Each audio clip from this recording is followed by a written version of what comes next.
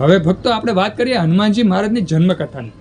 હનુમાનજી મહારાજનો જે જન્મ છે ને તે ભગવાન શ્રી રામ સાથે જોડાયેલો છે. એમ કહેવાય છે કે રાજા દશરથને, જે ભગવાન શ્રી રામના પિતા હતા, તેને એક મનમાં ઈચ્છા હતી, મનમાં કામના હતી કે મારી ઘરે પુત્રની પ્રાપ્તિ થાય. જ્યારે તેના ઘરે પુત્ર નહોતા, ભગવાન શ્રી રામનો જન્મ નહોતો થયો, ત્યારે તેને મનમાં કામના હતી કે મારી ઘરે પુત્રની પ્રાપ્તિ થાય. ત્યાર પછી તે એમ કહેવાય ઋષિ મુનિઓને ભેગા કરી અને એક યજ્ઞનું આયોજન કરે છે, કામેષ્ટી યજ્ઞ. ભક્તો, કામેષ્ટી યજ્ઞ એટલે મનમાં જે પણ કામના હોય તે કામના લઈ અને યજ્ઞ કરવામાં આવે, યજ્ઞનું સુંદર આયોજન કરવામાં આવે અને યજ્ઞ પરિપૂર્ણ કરવામાં આવે, તેને કામેષ્ટી યજ્ઞ કહેવાય છે. અને તે ઈચ્છા ભગવાન સમક્ષ એમ કહેવાય કે રાખવામાં આવે કે ભગવાન અમારી આ ઈચ્છા પૂરી કરો.